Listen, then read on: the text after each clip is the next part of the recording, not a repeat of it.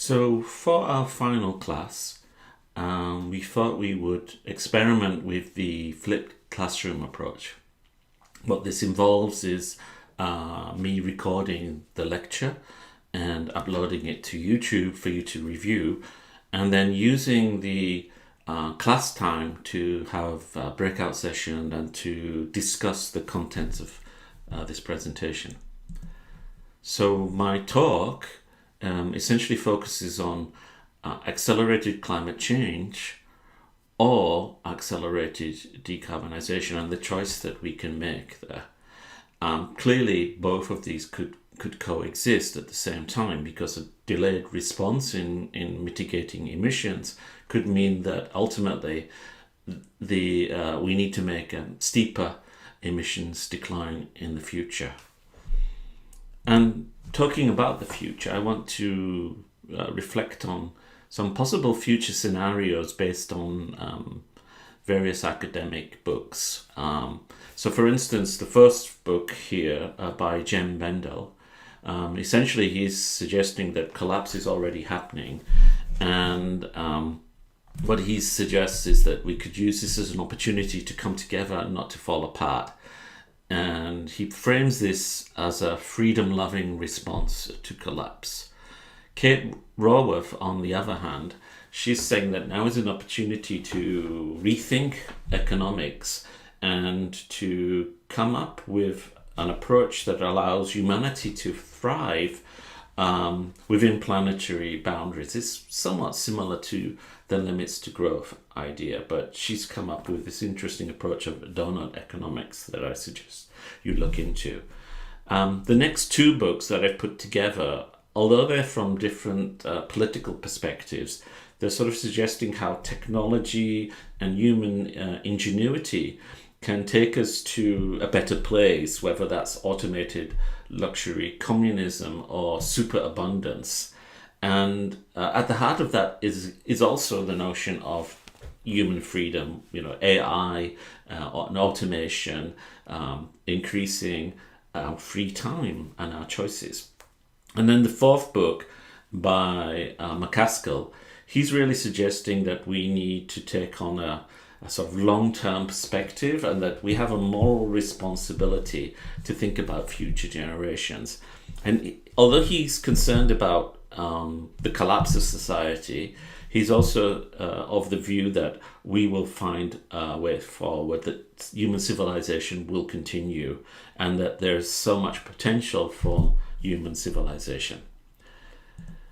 Now, I find this quote from William Gibson to be very illuminating. William Gibson is a very famous sci-fi writer that many of you may know of his work, but he suggests that the future is already here.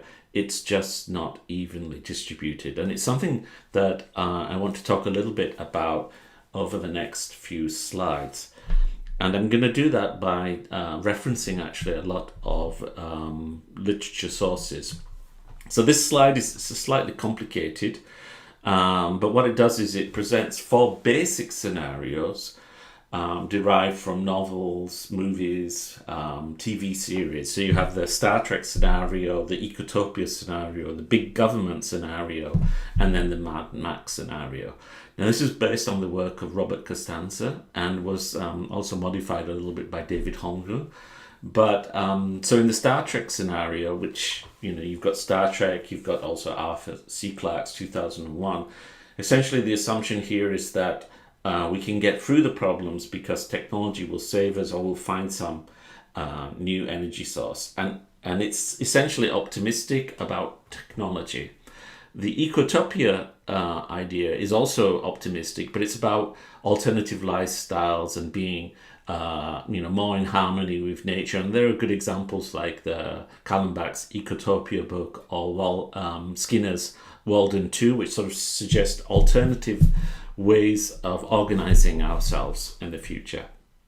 Now, there are two pessimistic scenarios. One of them is Big Government, which sort of reflecting a little bit in Orwell's 1984, where society is breaking down and government is intervening and controlling our lives, or that there's systemic collapse and we find ourselves in a situation like Mad Max, where we turn on each other.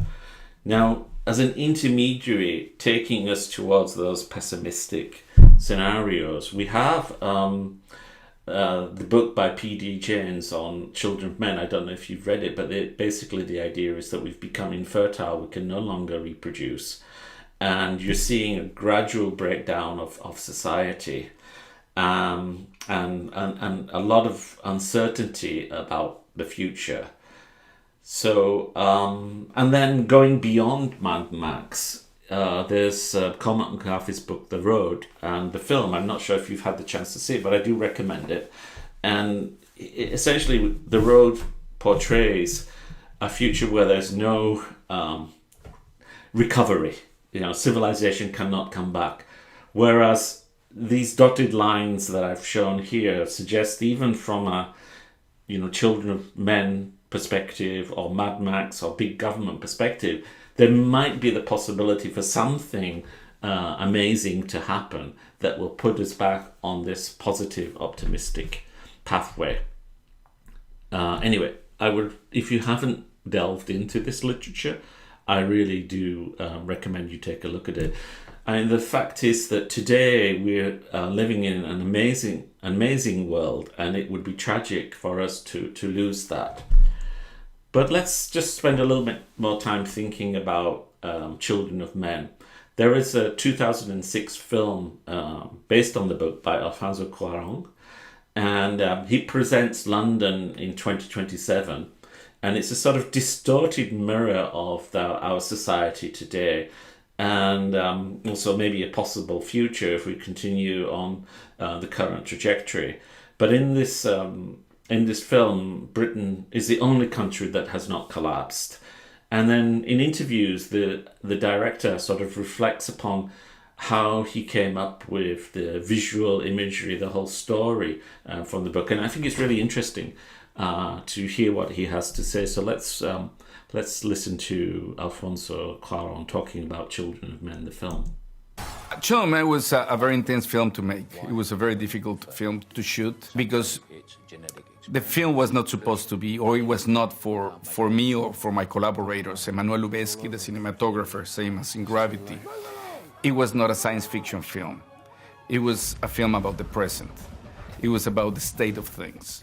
It was about everything that you see in the background are images taken from photojournalism or newsreels. So we did an extensive research to try to think, to understand what are the themes and phenomena that are shaping our world today. The excessive presence of a police surveillance and so on. Yeah. I believe you and your cinematographers agreed that you wanted to try and make London as much like Mexico City as possible. And I'm sure it's no joy to you to discover how clairvoyant that film was, because here we are 12 years later, and the immigration crisis and the climate chaos that we now have right around us was there in that film. Yeah, but there were people were warning about that for decades now. Yeah, but very few people were listening. Yeah, but it was not a topic trend, I guess. Yes. And what is amazing is that now everybody, even people sending Children of Men, oh, look at that. I was just, these people were talking about that like 2 decades ago, and now it's happening. All of these things that we're living, it was completely predicted 2 decades ago. Yep. Immigration, environment, this whole thing of the populism and authoritarian states. I mean, this is reality. Really, there are no news. So here we see London in 2027, overcrowded and polluted, with signs warning people to look out for illegal immigrants. There's a green zone in this around Buckingham Palace where people are carrying on life as normal, even though outside the society is facing anxiety around the fertility crisis. The rusted chains of prison moons are are shattered by the sun. I walk a road, horizons change, the tournament's begun. The purple piper plays his tune, the choir softly sing. Three lullabies in an ancient tongue for the court of the crimson.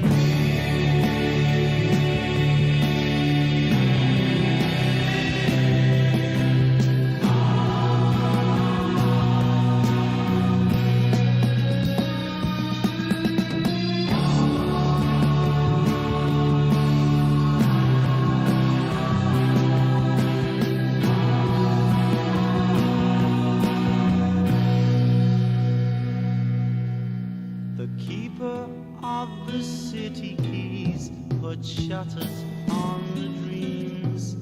I wait outside the pilgrim's door with insufficient schemes. The Black Queen chants the funeral march, the cracked brass bells will ring to summon back the fire witch to the court of the crimson.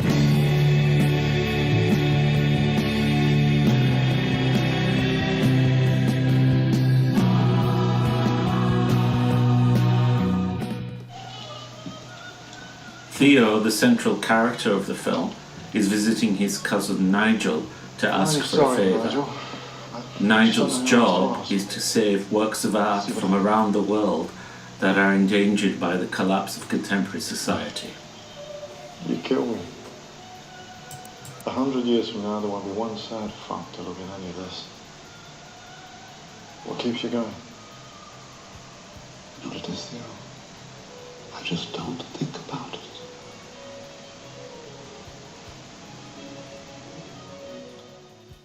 That's a fascinating comment by Nigel. In the face of really difficult situation, how do we keep going? And the reality is that we just don't think about it. And it's something that George Marshall has written about in his book, about how our brains are wired actually to ignore climate change. Again, it's a book that I would recommend you take a look at. But I would say that the majority of people just don't want to think about climate change if they can avoid it.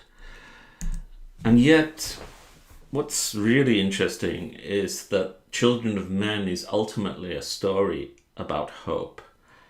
And the question we have to address to ourselves is, how do we find hope when thinking about climate change? Where does hope come from?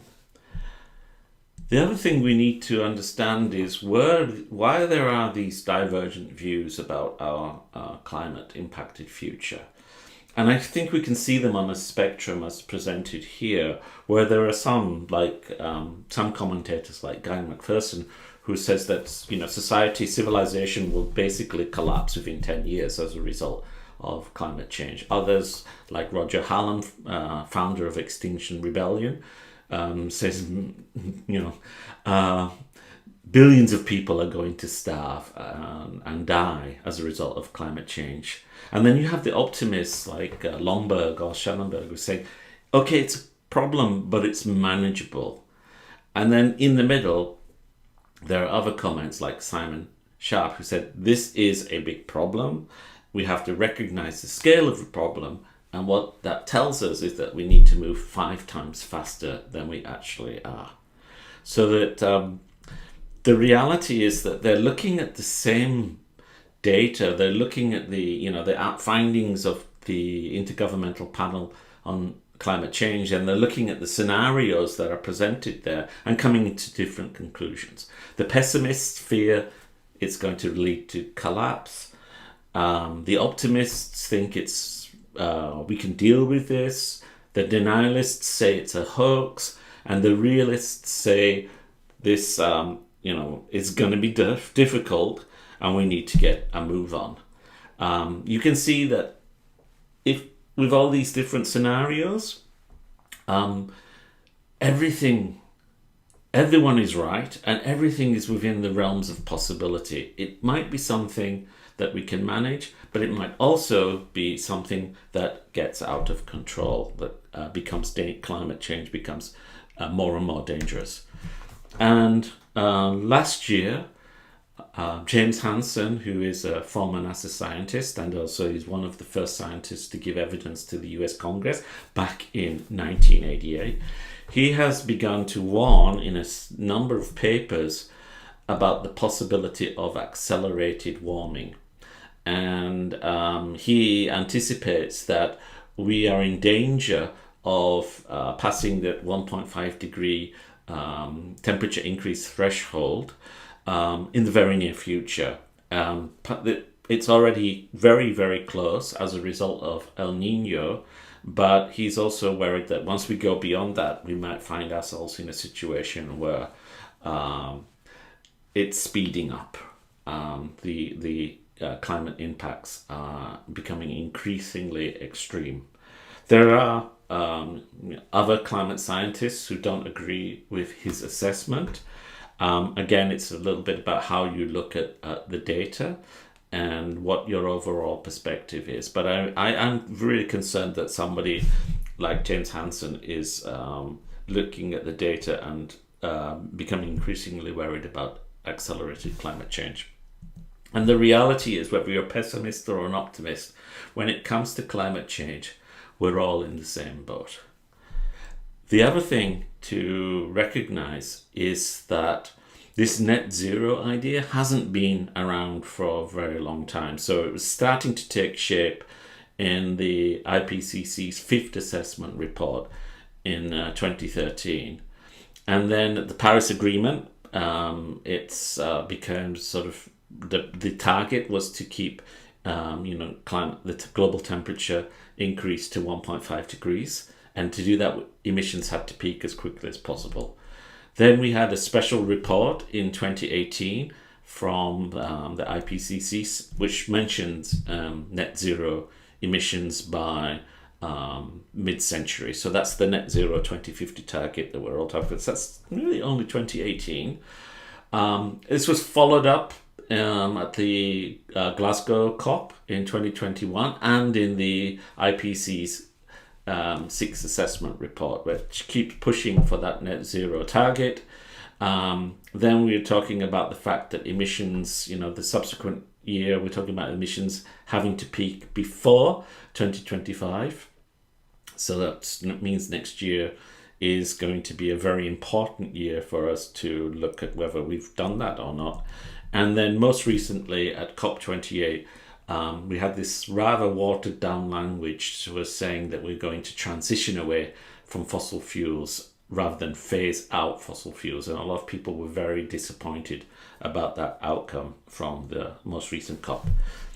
So what do you think is the quickest way that we can try to achieve net zero or really mitigate climate change? Is it about new ways of thinking? Is it about rebellion, political transformation, a new kind of economy that Raworth mentions? Is it technology and infrastructure? Or ultimately, are we waiting for some kind of a miracle to happen, some fantastic new energy source or breakthrough with regards to carbon capture and sequestration? And the real point here is how do we choose and who gets to choose? But the other question is, what does accelerated decarbonization look like? Well, there was an interesting report by UNEP where they presented three pathways. One was linear, where we have the 1990 emission level, and then we have a direct line to net zero 2050. That's a linear path. The accelerated path envisages that somehow it's possible to reduce emissions faster than the linear path. And then there's the delayed path. And what happens there is that, yes, we'll eventually get to net zero, but you start to reduce emissions at a later stage. So the curve has to be much steeper. And then they presented data for countries around the world. And sadly, most of them are linear or delayed. And it was only the UK that is marginally accelerated, but unfortunately, since that UNEP report came out, the UK has been wavering about its net zero 2050 ambitions, and we're slightly worried that it's slowing down even for the UK.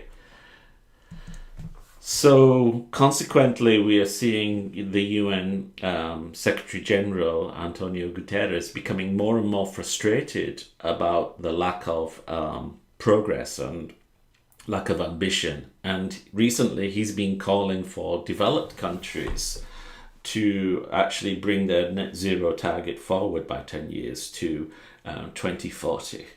And but suggesting that developing countries should have more time to reduce their emissions. At the same time, it's really interesting that we've got a lot of reports and roadmaps explaining how we can get to triple renewable energy by 2030, reach net zero by 2050, get to a net zero America, or even suggesting that we can achieve net zero by 2035. So, you'll get these slides. Please search for the reports and dig into them. There are also a number of influential commentators who are thinking very clearly about how we respond to the climate challenge. One of them is Saul Griffith, an MIT graduate, an engineer. He's been doing some fantastic talks about how we can respond to climate change. And his big idea is that we move away from fossil fuel-based power to clean electricity, supporting everything that we do. So we need an electric future is his core argument. And supporting this is the work of Mark Jacobson from Stanford University, who's been talking for a long time about how it is possible to have a 100% clean renewable energy future, a world powered on clean renewable energy. And he's saying we can do it with existing technology, and that no miracles are needed. So this is interesting that there's so much work being done there. We just need to tap into that and apply it as quickly as possible. A lot of environmental groups like Extinction Rebellion have been demanding accelerated decarbonization for some time. And they asked 3 things from the UK government: that the government tell the truth about climate change, that the government act now and commit to net zero 2025, and that we move beyond politics, that basically our politicians and our politics is gridlocked, they are not acting on climate change properly, and that we need to do things to involve more people, say for instance through national citizens' assemblies on climate change. The deadline for net zero 2025 is likely to pass without the UK being able to achieve that target, and it really is an opportunity for us to think about how these protest groups from here on could act in order to bring about the necessary changes. Now, with colleagues, including with Professor Ota, we've been examining how local governments are dealing with accelerated decarbonisation. And we've looked at a number of cities: Copenhagen, Leeds in the UK, Oslo, San Francisco, the Australian Capital Territory, Kyoto City. And you can see that they have varied levels of ambition, the most ambitious being net zero 2025 for Copenhagen. And then you have somewhere like Kyoto City, which is just going, with the international and the national agreed targets. But what's very exciting is that these cities represent a wide range of very promising experiments in accelerated decarbonisation. And we reviewed a range of their climate action plans. We looked at the greenhouse gas inventories, and we were very encouraged by what's happening at the city level. And so what we did is we present the historic emissions for each of the case studies cities, as you can see in these figures. And then we looked at their proposed targets and all the measures that they're presenting, and we produced these emission pathways.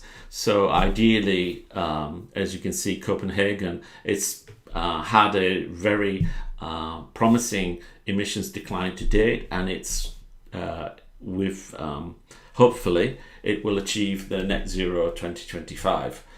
Other cities, for instance, Oslo, have been a bit later to start reducing emissions, and then they have to have a much steeper curve compared to Copenhagen if they're going to get to their net zero target. Whereas you can see where somewhere like Australian Capital Territory, the emissions were going up for a long time before the local government began to take much more ambitious measures. And Kyoto is going to be in a situation where they are delayed in terms of reducing emissions. One thing that became really clear to us from our research is that the speed of attaining the net zero target is really strongly influenced by the pace at which renewable electricity is developed and adopted by the locality. So the ability for the Australian Capital Territory to access 100% renewable electricity in 2019 it was fundamental in changing the overall performance of that locality. And you can see San Francisco has an ambitious 100% renewable energy target, as does Copenhagen. For other cities, it's a little bit more challenging, but they are making progress in that direction. So, getting towards the end of the presentation and starting to wrap up, one thing to recognize is that accelerated decarbonization and the roadmaps, pathways and targets, that aligns much more closely with our existing modes of governance and policy making and funding cycles than a distant target like net zero 2050. So, politicians generally are only office for 4 years. The plans are sometimes just a 5-year plan. The funding can be annual budgets or biannual budgets and so on. So we need to make sure that these are aligned with the emission reduction target. The other thing is that longer term approaches like net zero 2050, what they do is they push the implementation to future leaders, but they also have this negative effect in terms of slowing down the pace of development and the diffusion of low carbon technologies. So I think I want to share with you a comment made by Kevin Anderson, a professor at Tyndall Centre in the University of Manchester, which reflects my own skepticism about net zero and how it has been interpreted. When people are telling you, oh, we've got till 2050 to make these changes, and even then when they say 2050 and net zero is a real dangerous term in my view. And if you hear the language of net zero, I'd be very cautious about the optimism the person who's saying it actually has. Unpick it, reveal what's behind it, and you'll realize what they mean is not zero emissions, not net zero, not zero emissions. So I always call it net zero is Latin for kick the can down the road. So I want to end here with this rather complicated chart. And we can see, for instance, that, I've used the term net zero extensively throughout this talk, but I'm also aware of the limitations of that term. And I'm also concerned about how we have a tendency to try to kick the can down the road. And there's been work done on this. And what I've done is I've pulled together a framework developed by Dryzek in his book, Politics of the Earth.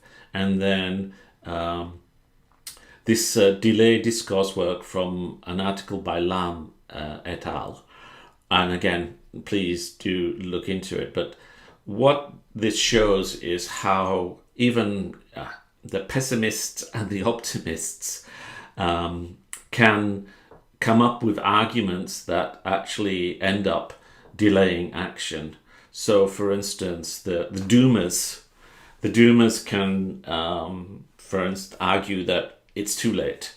It's too late to mitigate, and too little can be done. So we've already locked in the climate catastrophe, and that we need to adapt to it.